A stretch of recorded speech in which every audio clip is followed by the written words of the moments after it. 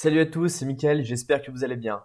Aujourd'hui, on va voir la deuxième partie de la vidéo sur la machine vulnérable Albania. Si vous n'avez pas vu la première vidéo, je vous conseille tout de suite d'aller la voir pour que vous puissiez comprendre exactement le cheminement et surtout également ce que l'on est en train de faire. Alors, je vais vous faire un petit rappel. On avait téléchargé une machine sur Vulnable, on l'a installée sur VirtualBox, on l'a démarré, on l'a identifié sur notre réseau, on avait scanné deux ports qu'on avait pu identifier, donc le 22 et le 8008 qui est une interface web. On avait trouvé un premier dossier dans lequel il y avait une interface de connexion à une banque et grâce à une injection SQL, on était arrivé à prendre la main directement sur l'interface. Donc là, l'écran que je vous montre, c'est directement le cheminement à partir de cet élément-là. Donc aujourd'hui, on a un accès, on va dire, à cette interface et on va essayer de voir un petit peu comment ça fonctionne et ce qu'il nous permet de faire. Donc ici, si on regarde un petit peu le cheminement, on a une interface qui est relativement simple avec un outil de ticketing dans lequel on va pouvoir émettre des problèmes. Donc la première chose à faire, ça peut peut-être être d'aller identifier les différents éléments. Donc ici, on va faire test, on va écrire test et on va essayer de déposer un fichier pour voir un petit peu comment il est interprété.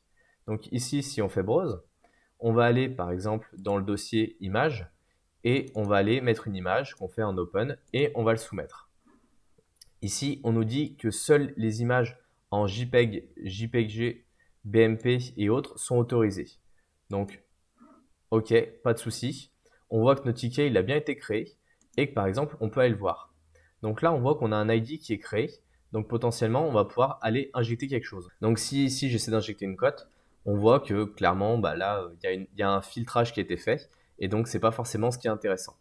Donc maintenant, on va essayer de voir un petit peu comment est-ce qu'on peut contourner ça et surtout voir si on peut accéder à l'image en fait.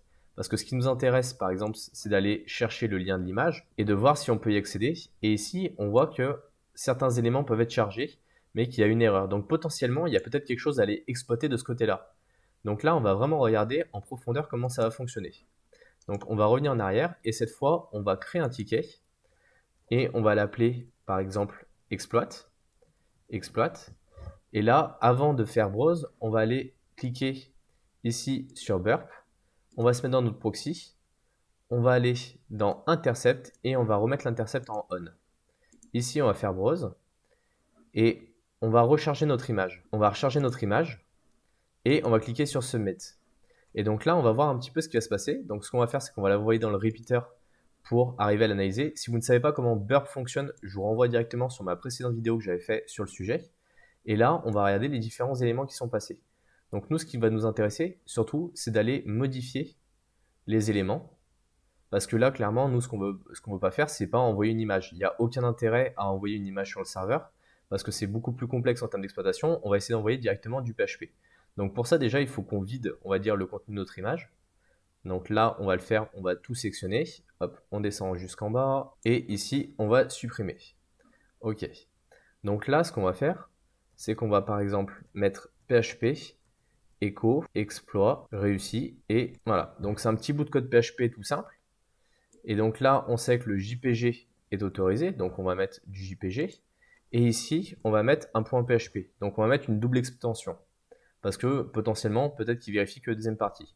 Là, on va laisser le même type, comme ça au moins ça n'a pas trop d'importance. Et on va l'envoyer.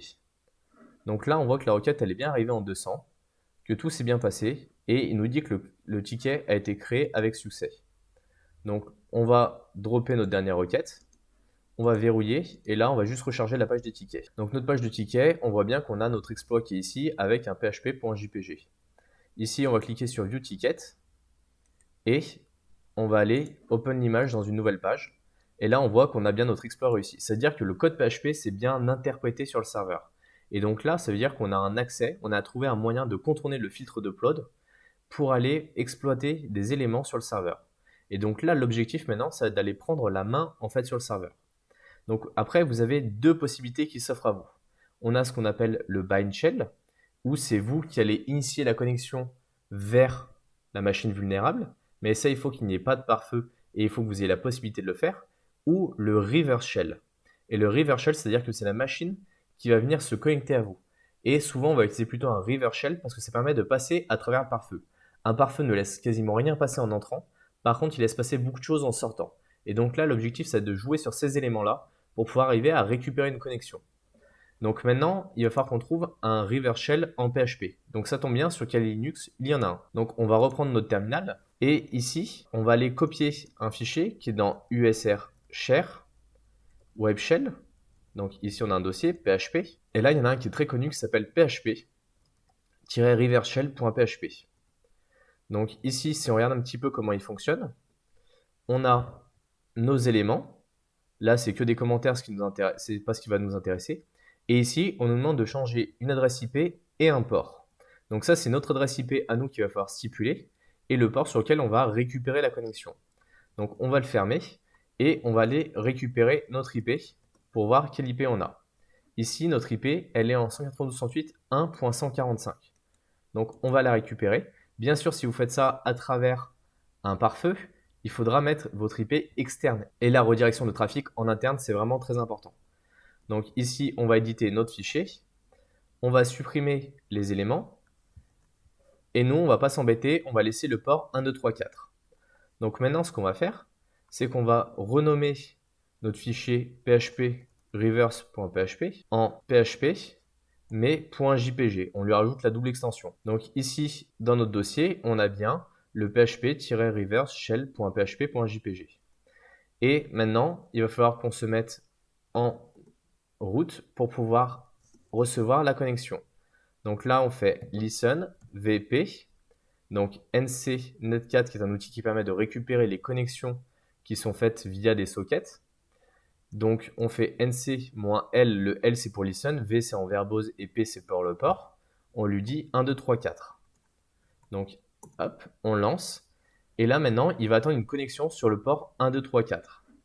Donc nous, on va aller recréer un nouveau ticket. Donc cette fois-ci, on va l'appeler par exemple reverse. On va aller chercher notre fichier.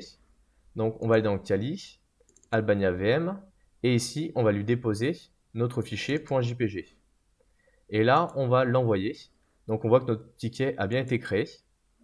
Ici, si on veut aller le voir, on va faire View. Et là, on voit que la page est en train de se charger. Ce qui est plutôt bon signe parce qu'on voit que la connexion s'est ouverte. Et ici, si je regarde mon interface, eh ben, je vois bien que je suis sur la machine qu'on a attaquée, qu'on a réussi de compromettre. Donc voilà la partie post-exploitation. Et enfin, on fera une troisième vidéo sur le fait d'élever ses privilèges au sein d'une machine virtuelle. Donc là, ce ne sont que des exemples. Donc on a dans un premier temps utilisé la reconnaissance. Après, on a utilisé une injection SQL pour avoir un accès à l'interface admin. Ensuite, on a utilisé un contournement d'upload parce que le formulaire d'upload était mal filtré pour avoir un accès. Et là, après, ensuite, on va essayer d'élever nos privilèges pour obtenir les accès root sur la machine. Donc j'espère en tout cas que vous avez compris tout le cheminement. Si vous débutez dans le milieu de la cybersécurité, je vous invite tout de suite à télécharger le guide qui est disponible dans la description. Il vous permettra au moins d'avoir les bases. Et ensuite, si vous aimez ce type de vidéo, bien sûr, mettez un pouce bleu, abonnez-vous à la chaîne YouTube et on se retrouve dans une prochaine vidéo. Salut!